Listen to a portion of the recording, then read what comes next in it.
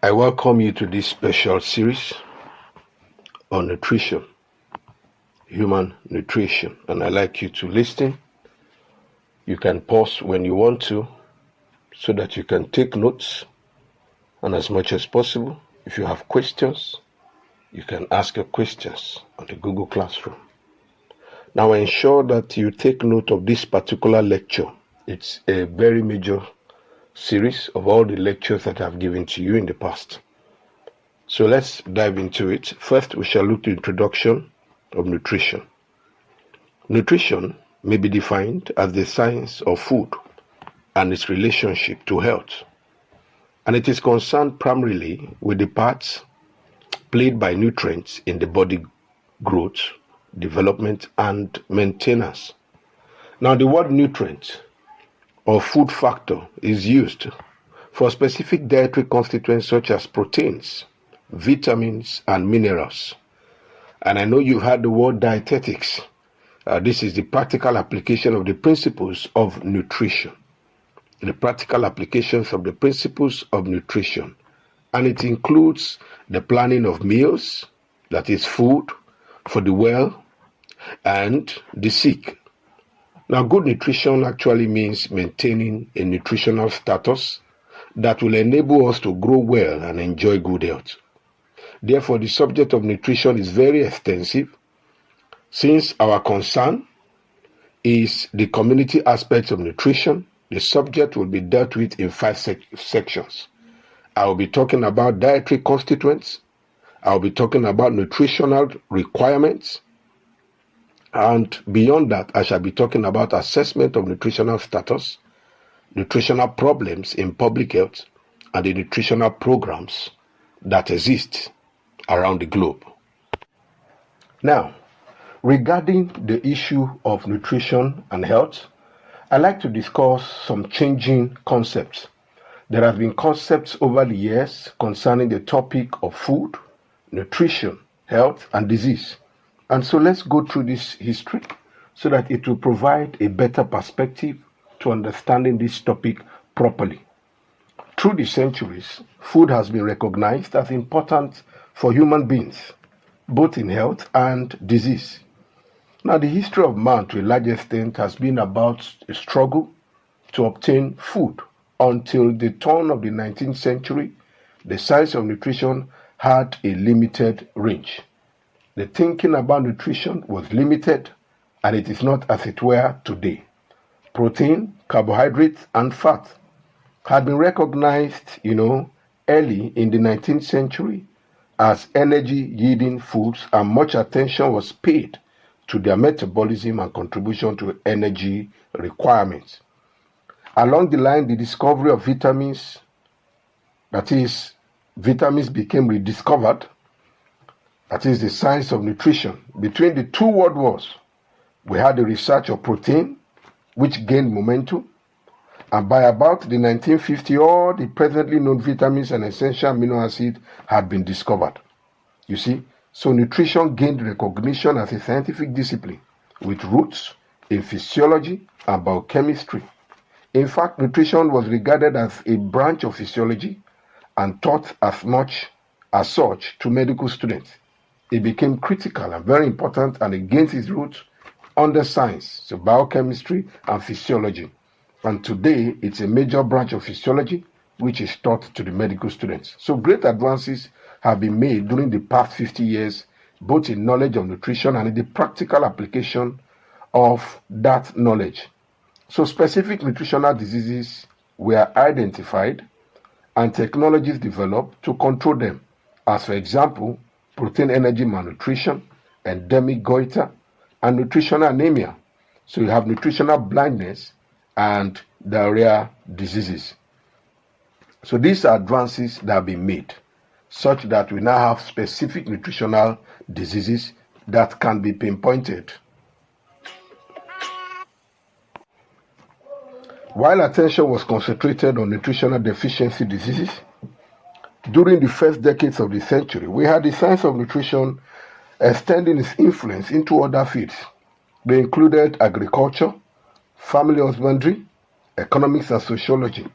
And this led to the Green Revolution and the White Revolution in India and increased food production as well. However, studies of the diets and state of nutrition of people in India, as well as the whole world, showed that poorer sections of the population continue to suffer from malnutrition despite increased food production. One result was that for the first time, the problem of nutrition began to attract international attention. As a cause of social problems, international activities in the field of nutrition, initiated by the League of Nations, later continued by FAO, WHO, and UNICEF, they both formed a striking part of the story. And so, what are the significant advances? The significant advances that have been made during the past 2 decades. The association of nutrition with infection, immunity, fertility, maternal and health, children and family had an engaged scientific attention. And more recently, a great deal of interest has been focused on the role of dietary factors in the pathogenesis of non-communicable diseases, such as coronary heart diseases, diabetes, as well as cancer. And it has been said that most nutrition scientists are far more familiar with rats than with humans. Of greater significance during the recent years is that the science of nutrition has moved out of the laboratory and now linked itself to epidemiology, where we deal with humans and not with rats.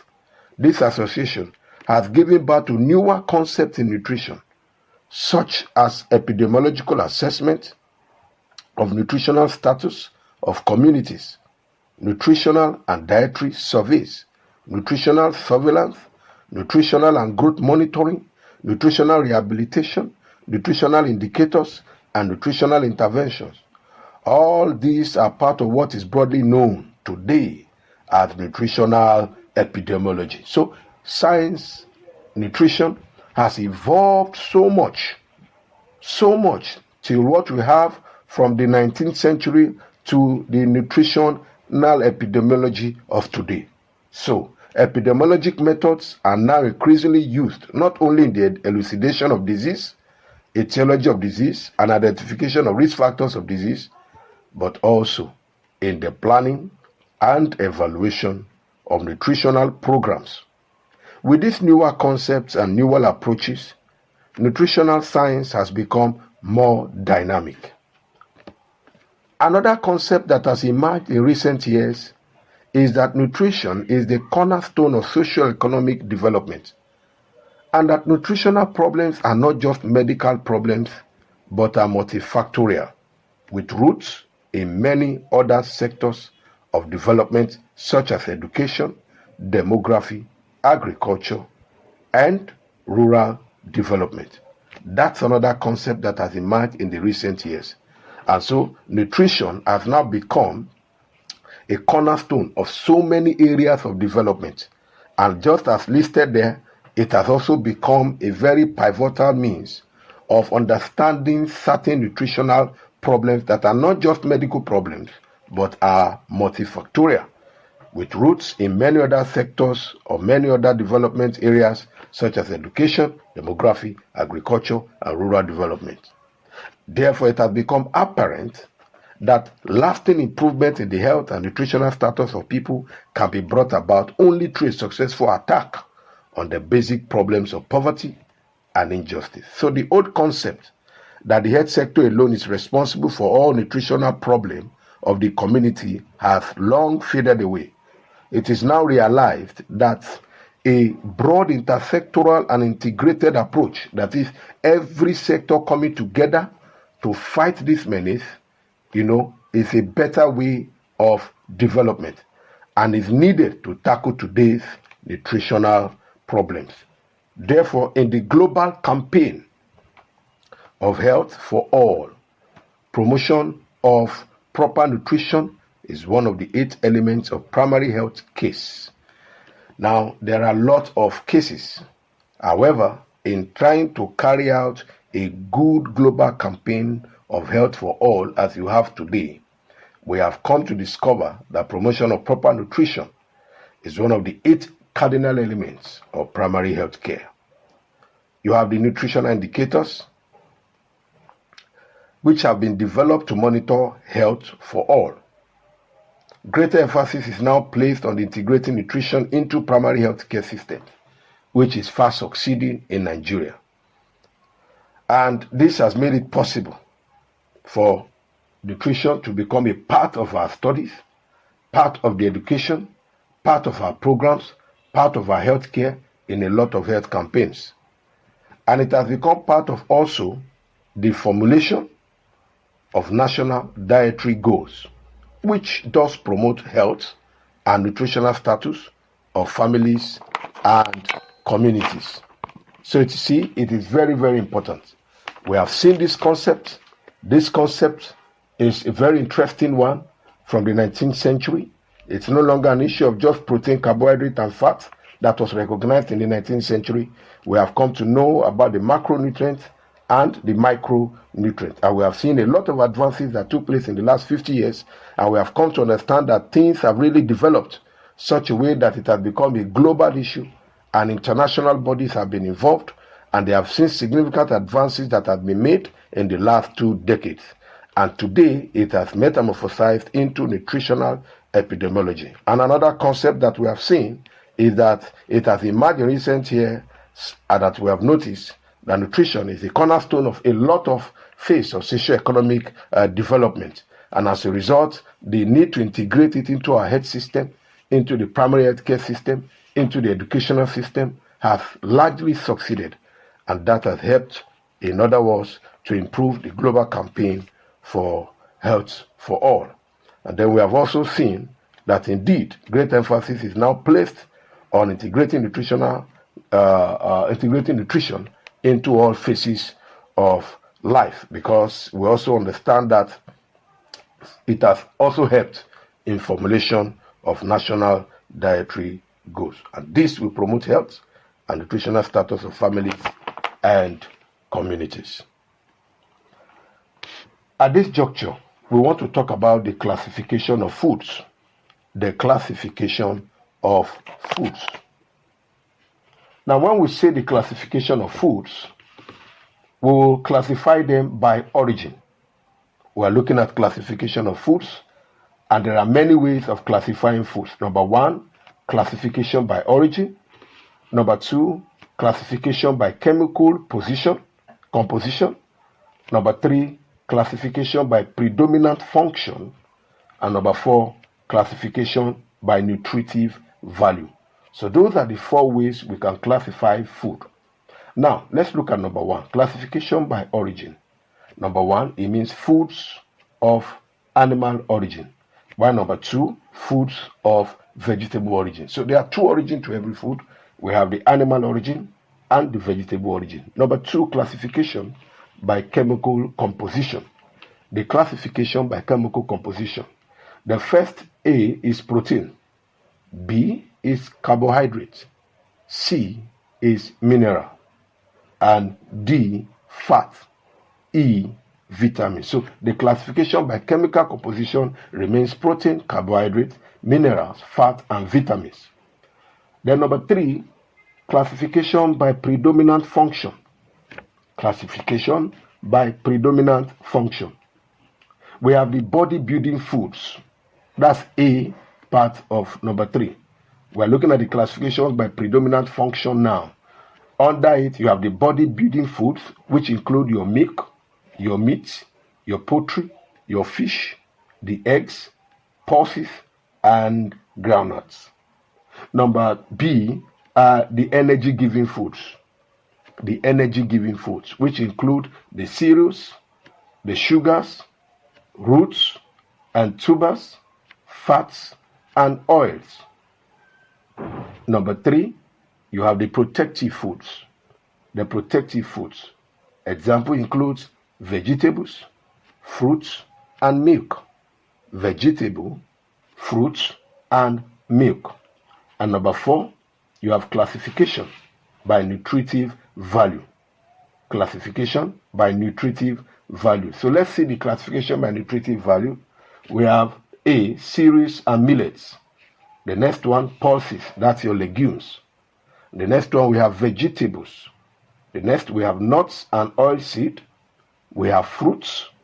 We have animal foods, fats and oils, sugar and jaggery, condiments and spices, and number 10, the miscellaneous foods. So, under classification by nutritive value, we have seen 10 classifications: cereals and millet, pulses, vegetables, nuts and oilseeds, fruits, animal foods, fats and oils, sugar and jaggery, condiments and spices, and finally miscellaneous food.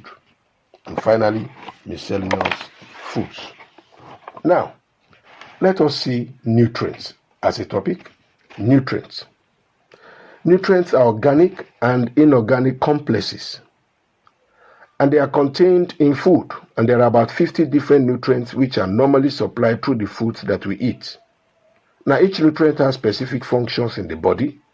Most natural foods, contain more than one nutrient, and this may be divided into two: the macronutrients and the micronutrients. Macro and micronutrients. The macronutrients, these are proteins, fats, and carbohydrates, which are often called proximate principles because they form the main bulk of food in the Indian dietary. They contribute to the total energy intake in the following proportions. Now listen to these proportions. These are the proportions in terms of the energy, the total energy contributed as the intake in the body when you take macronutrients. Number 1, protein, which is 7 to 15%. Fat, which is 10 to 30%. And carbohydrates, which is 65 to 80%. Carbohydrate, which is 65 to 80%.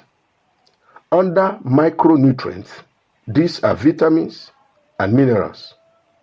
I'm talking about micronutrients now. These are vitamins and minerals.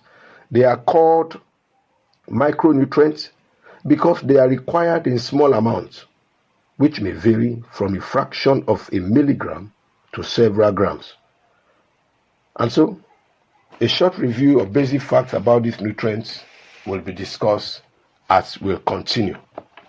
However, remember this classification that I've talked about in the distribution as to the contribution to the total energy intake when it comes to macronutrients. I repeat, protein 7 to 15%, fats 10 to 30%, and carbohydrate 65 to 80%. This makes the contribution of the total energy from the macronutrients that are added to the body. Now let us see proteins. Let's look at proteins and discuss it in summary. Now the word protein by derivation means that which is of first importance. Indeed, they are of the greatest importance in human nutrition. No doubt about that. Proteins are complex organic nitrogen compounds, and they are composed of carbon, hydrogen, oxygen, nitrogen, and sulfur. Maybe I should repeat that again. They are composed of carbon, hydrogen, oxygen, nitrogen, and sulfur in varying amounts. Some proteins also contain phosphorus and iron, and occasionally other elements. Proteins differ from carbohydrates and fats in that they contain nitrogen, and this usually amounting to about 16%. So proteins constitute about 20% of the body weight in an adult. So protein remains, like it is known as, the first, protein by derivation means that which is of the first importance, and it is the greatest importance in human nutrition. Now you have the essential amino acids, and you can read that up. And then under the essential amino acid, you also have the non-essential amino acids, which include arginine, asparaginic acid, serine, glutamic acid, proline, and glycine. And then you also have the essential amino acid because the body cannot synthesize them in amounts corresponding to its need. And there are about 9 essential amino acids. So that's that for that. But remember, both essential and non-essential amino acids are needed for synthesis of tissue proteins. The former must be supplied through diet, that is your essential, whereas the non-essential can be synthesized by the body, provided other building blocks are present. What is the function of protein? Proteins are needed by the body for a body building blocks or body development, and this component is small compared with the maintenance component, except in the very young child and infant. 2, as part of the functions, protein helps in repair and maintenance of body tissues. 3, protein helps to maintain osmotic pressure. And D, synthesis of certain substances like antibodies, plasma proteins, hemoglobin, enzymes, hormones, and coagulation factors. Proteins are connected with the immune mechanism of the body, the cell-mediated immune response, and the bactericidal activity of leukocytes have been found to be lowered in severe forms of protein energy malnutrition. So proteins can also supply energy, and usually it is 4 kilocalories per 1 gram. So when the calorie intake is inadequate, then you find the protein coming in to support. But this is not the primary function. It is considered wasteful if proteins were used for such purpose. And so what are the sources of protein? Humans obtain protein from 2 dietary sources. Number 1, animal sources. Number 2, vegetable sources. For the animal sources, proteins of animal origin are found in milk, meat, eggs, cheese, fish, and fowl. Now these proteins contain all the essential amino acids in adequate amounts. Egg proteins are considered to be the best among food proteins because of their high biological value and digestibility, and they are used in nutritional studies as a reference protein. For vegetable sources, vegetable proteins are found in pulses like legumes, cereals, beans, nuts, oilseed cakes, and so many. In developing countries such as India, cereals and pulses are the main sources of dietary protein because they are cheap, easily available, and consumed in bulk. And protein content of some foods are given as I explain below. Number 1, listen carefully. When it comes to animal foods, milk usually is between 3 to 4.3 gram, and meat between 18 to 26 gram, eggs about 13 gram, and fish you will find protein 15 to 23 gram. Now when it comes to plant foods, the content of protein in cereals will be about 6 to 13 gram, in legumes about 21 to 28 gram, in vegetables about 1 to 4 gram, in fruits about 1 to 3 gram, in groundnut 4.5 to 29 gram, and in soya beans about 43 gram. Now, if you check among the animal foods, the highest protein content is meat, between 18 to 26 gram per 100 gram of food. Under the plant food origin, you have the highest, which is in legumes, 21 to 28. And soya beans 43.2 gram, followed by your pulses and then your groundnuts. So those are the contents of protein in these foods. So let's quickly look at the evaluation of protein. The evaluation of proteins. A knowledge of the amino acid content of protein is not sufficient for the evaluation of protein quality. Information is also required about the digestibility and suitability to meet the protein needs of the body. So the parameters used for such and evaluation include the estimation of the biological value, digestibility coefficient, protein efficiency ratio, and net protein utilization. The net protein utilization is considered of more practical value because it is a product of biological value and digestibility coefficient divided by 100. Again, to calculate for the net protein utilization, NPU is considered of more practical value because it is the product of biological value and digestibility coefficient divided by 100.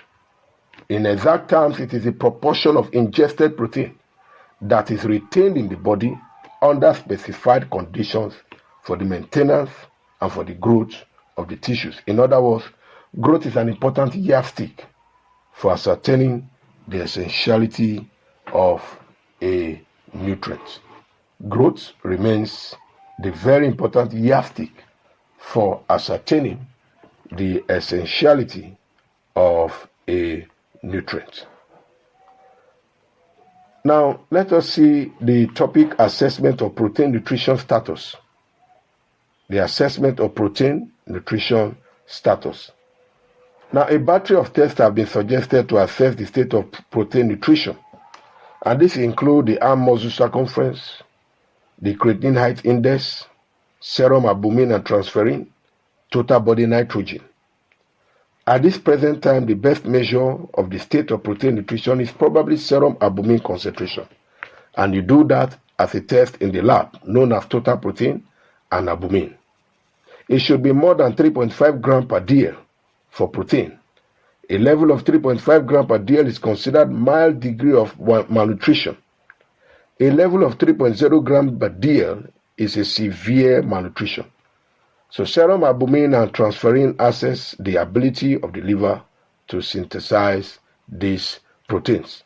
So when you go to the laboratory and you want to examine the concentration of protein, the level in the body, when that is done, total protein, anything less than 3.0 is a severe malnutrition.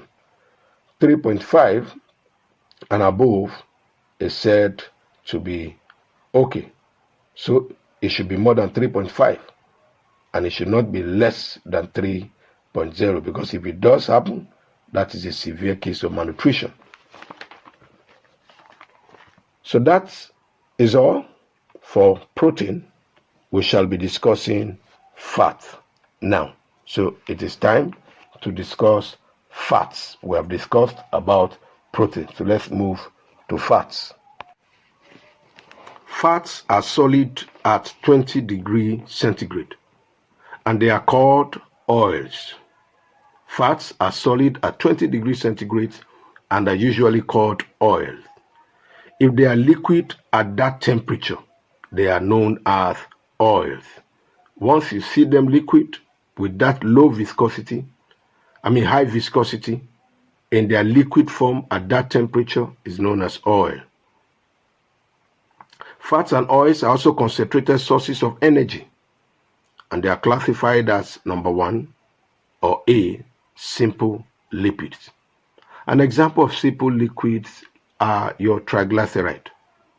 An example of simple lipids are your triglyceride. B, you have the compound lipid. An example is your phospholipids. C, you have the derived lipids. An example is the cholesterol.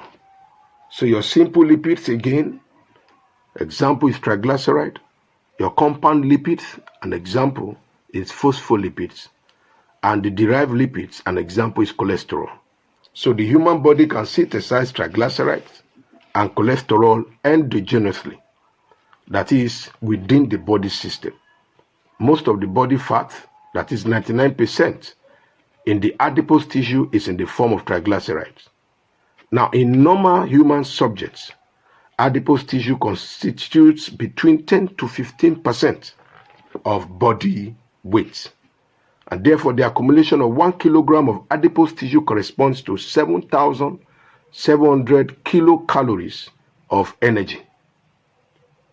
Once again, in a normal human subject, the adipose tissue constitutes between 10 to 15% of body weight.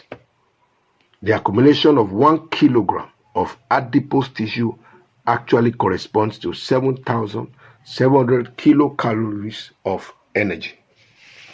Quickly, let's look at fatty acids. Fatty acids. Fat yield fatty acids and glycerol when hydrolysis takes place. So on hydrolysis, fat will yield fatty acids and glycerol. Now these fatty acids are divided into saturated fatty acids and the unsaturated fatty acids. It's derived or divided into saturated fatty acids and the unsaturated fatty acids. Example of the saturated fatty acids such as lauric, palmitic, and stearic acids. The lauric, palmitic, and stearic acid, while the unsaturated fatty acid is further divided into monounsaturated and polyunsaturated fatty acids. I repeat, the fatty acids are divided into the saturated fatty acids and the unsaturated fatty acids. Now the unsaturated fatty acids further divided into 1. The monounsaturated fatty acids, and 2. The polyunsaturated fatty acids. The polyunsaturated fatty acids are mostly found in vegetable oils, and the saturated fatty acids mainly in animal fats. So you find a lot of the polyunsaturated fatty acids mostly found in vegetable oils, and these unsaturated fatty acids are mainly in animal fats. However, there are exceptions, as for example, coconut and palm oils. Although vegetable oils have an extremely high percentage of saturated fatty acids, on the other hand, fish oils, although they are not vegetable oils, contain poly and monounsaturated fatty acids. Poly and monounsaturated fatty acids. That's why during treatment and in a bid to regain health, people are told to take the omega, oil pills, because they are gotten from cold fish, and this oil, like you have seen here, they are very important and very, very critical for health recovery. So you have a high percentage of saturated fatty acids in this juncture in oil, but in fish you have monounsaturated fatty acids, and you also have polyunsaturated fatty acids. What are the sources? What are the sources of fat? Now, the dietary sources of fat may be classified into A, animal fat, B, vegetable fat, and C, other sources. For the animal fat, the major sources of animal fats are the GHEE, butter, milk, cheese, eggs, and fat of meat and fish. Animal fats, with few exceptions like cod liver oil and sardine oil, are mostly saturated fats. I repeat, animal fats with few, exceptions like cod liver oil and sardine oil are mostly saturated fats. Number 2, let's see B, vegetable fats. Some plants store fat in their seeds. Example, groundnut, mustard sesame, coconut, and some other fruits, and they are sources of vegetable oils. Other sources include small quantities of fat, which is known as invisible fat, are found in most other foods such as cereals, pulses, that is your legumes, nuts, and vegetables. For example, rice carries 3% of fat. Wheat carries 3% of fat. The jowar 4% and the bajra 6.5%. And so large cereal consumption, like you find in India and other African countries provides considerable amounts of invisible fat. Moreover, the body can convert carbohydrate into fats as well.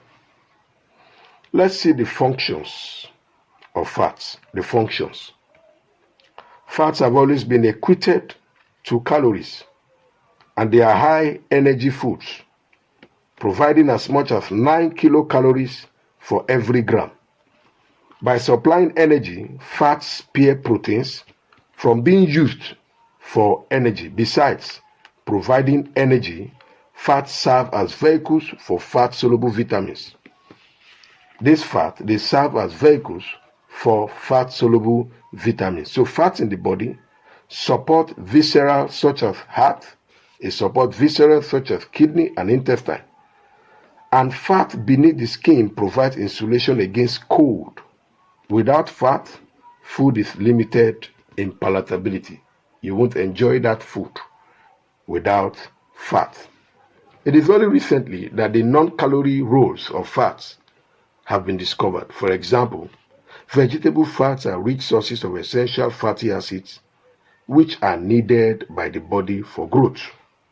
Again, vegetable fats are rich sources of essential fatty acids which are needed by the body for growth, for structural integrity of the cell membrane, and decreased platelet adhesiveness. So diets rich in essential fatty acids have been reported to reduce serum cholesterol and low-density lipoprotein. What are they saying there? That those food that has essential fatty acids have been reported or observed to reduce the serum cholesterol, which is not supposed to be high, which is also dangerous in the body. We have also that in a high quantity if above the normal concentration. And we have seen it to reduce also low density lipoprotein, which is also known as an enemy in the body because it carries these cholesterols around. We also see that polyunsaturated fatty acids are precursors of prostaglandin, that they are used to produce prostaglandin, a group of compounds now recognized as local hormones. They play a major role in controlling many of the physiological councils or functions of the body, such as vascular hemostasis, kidney function, acid secretion in the stomach, gastrointestinal motility, lung physiology, and reproduction. So cholesterol is essential as a component of membranes and nervous systems, and is a precursor for the synthesis of steroid hormones and bile acids. So thus, fats and oils are useful to the body in several ways. So cholesterol is also an essential component of the membranes in the system and also nervous tissue. And we have seen that it's a precursor for the synthesis of steroid hormones and even our bile acids. And thus, fat and oil have been seen to be useful to the body in several ways. Now let us talk about trans fatty acids. Trans fatty acids. The trans fatty acids are geometrical isomers of the cis unsaturated fatty acids that adapt a saturated fatty acid-like configuration. So, they adapt the structural fatty acid-like configuration, and their isomers is of CIS unsaturated fatty acid. So, partial hydrogenation, the process used to increase shelf life of polyunsaturated fatty acids, create trans fatty acids, and also remove the critical double bonds in essential fatty acids. Indeed, it takes years of trans fatty acids to be flushed from the body. Deeply fried fast foods, cake mixes, cereals, and energy bars, chips and crackers, and whipped toppings, packaging cookies and candies, packaged donuts, pies, and cakes are major sources of trans fatty acid. It is better to look for partially hydrogenated oil on the label of any packaged food, of any packaged food. Let's see refined oils. We have talked about trans fatty acids. Let us see the refined oils. Refining is usually done by treatment with steam, alkali, etc. That is, you put the oil and then you steam it. That way you are refining it. So refining and deodorization of raw oil is done mainly to remove the free fatty acids and rancid materials which may be present inside them. So refining does not bring about any change in the unsaturated fatty acid content of the oil. It only improves the quality and the taste of oils. Very simple. And this makes refined oils to be very expensive. So they are costly, very costly. Let's look at fats and diseases. Fats and disease. Number 1 is obesity. Number 2 is phenodama. Number 3, coronary heart diseases. And number 4, cancer. And then you have others. For obesity, a diet rich in fat can pose a threat to human health by encouraging obesity. In fat people, adipose tissue may increase up to 30%. That's about obesity. Now, phenodama, deficiency of essential fatty acid in the diet, is associated with rough and dry skin. So you have them with rough and dry skin as a proof of the deficiency of essential fatty acids. Now, this condition is reported in certain or various research papers when the subject of obesity is discussed. We also have the coronary heart disease. The high fat intake dietary fat representing 40% of the energy supply and containing a high proportion of saturated fat. This has been identified as a major risk factor for coronary heart disease. So as the cholesterol is shooting up increasingly due to whatever compromise, and the HDL does not seem to, ameliorate the condition because of the relationship between HDL, the good guy, and LDL, the bad guy. Just using that as an illustration. So we find out that high fat intake dietary fat represents 40% of overall the energy supply and containing a high proportion of saturated fat, has supply and containing a high proportion of saturated fats, and has been identified as a major risk factor for coronary heart diseases. In the case of cancer, in recent years, there has been some evidence that diets that are high in fat increase the risk of colon cancer and breast cancer. According to others, the skin lesions of kwashiorkor and those induced by essential fatty acid deficiency are similar. The possible association between the skin lesions of kwashiorkor and essential fatty acid deficiency has attracted attention already across the globes. So that will be all for fats. We have looked successfully at fats, and before then we talked about protein, and the next discussion is carbohydrates. Remember, we are still talking about nutrients. I welcome you to this special series on nutrition, human nutrition, and I'd like you to listen. You can pause when you want to so that you can take notes, and as much as possible, if you have questions, you can ask your questions on the Google Classroom. Now ensure that you take note of this particular lecture. It's a very major series of all the lectures that I've given to you in the past. So let's dive into it. First, we shall look at the introduction of nutrition. Nutrition may be defined